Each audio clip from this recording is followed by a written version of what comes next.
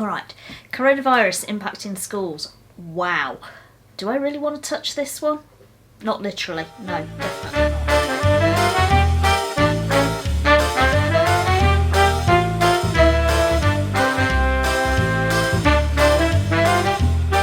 Thanks for that.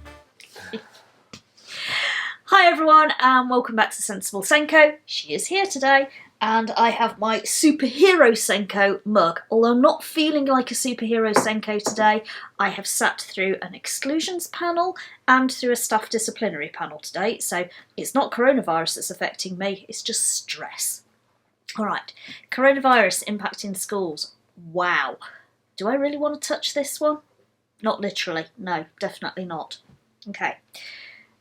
We know that our students, some of our students with special educational needs, also don't necessarily have the best skills around personal hygiene.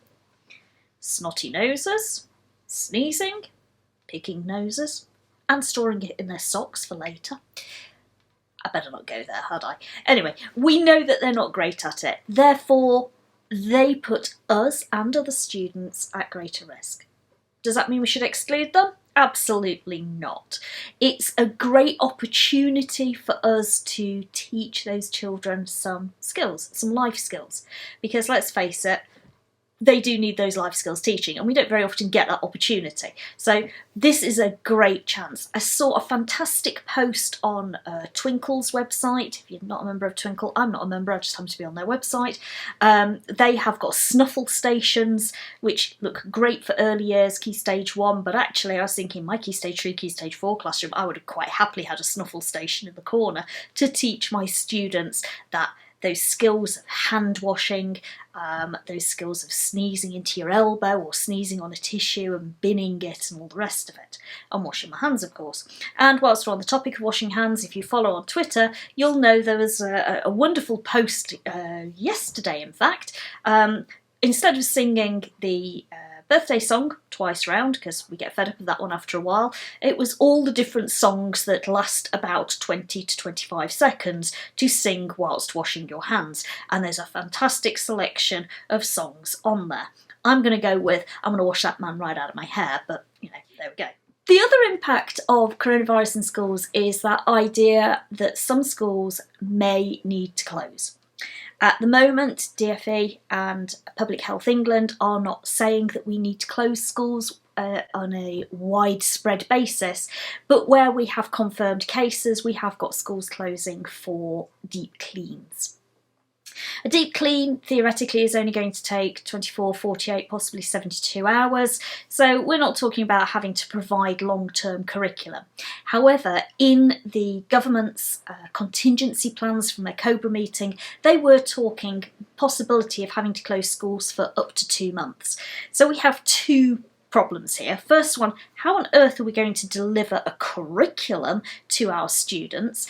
And in our case, how are we going to make sure our SEN students are looked after? And second problem around examinations. Now the examinations one, I can't answer that because that's going to be up to the government, the DfE and all those powers that be to make some decisions about what's going to happen. Whether that's going to be postponing them until August and letting the children sit them then, maybe, I don't know, we'll see what happens with that.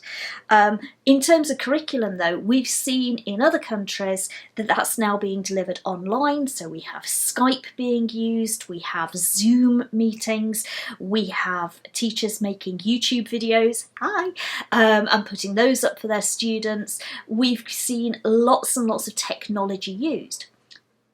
I don't know about you, a lot of my students don't access technology. So we have to be a little bit creative around making sure that they too get their curriculum access should we be forced to close for a long period of time. And at the moment, nobody seems to be coming up with those answers. They're not telling us how we can make that happen. My biggest concern is not necessarily around curriculum though. It's more around safeguarding. Because we know that some of these children are going to be at home and not every parent is going to be able to be at home with their child. So we have an issue around how we're going to make sure that they are safe in their homes. some parents may not have a choice. They may have to leave their child at home while they go to work or whatever. But also those children whose safe haven is at school. And how are we going to address that information around students who are pupil premium? They're getting free school meals every day because their families are eligible for those benefits. A lot of families rely on that hot meal throughout the week for their child, and suddenly we've got them at home and there's nothing going out there. So for me, coronavirus is going to have a massive impact should we end up with schools and public places closing down. Not just in terms of that education we're going to put in place for them, but in terms of everything else that's going to be there for our students. And at the moment, I have more questions than I have answers. Thanks guys, bye bye.